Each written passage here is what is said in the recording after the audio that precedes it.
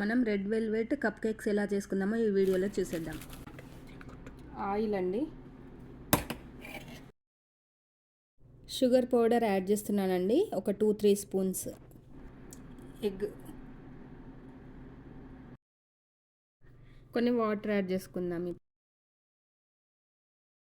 ఇప్పుడు కొంచెం butter apply చేసుకుందాం. ఇది బటర్ అంతా రాసేసుకున్నాక ఇప్పుడు మనం ఈ బ్యాటర్ అనేది యాడ్ చేసుకుందాము. సగం కన్నా కొంచెం వేసుకుందాము, కొంచెం ఎక్కువ. ఇట్లా ట్యాప్ చేసుకోవాలండి 2 సార్లు.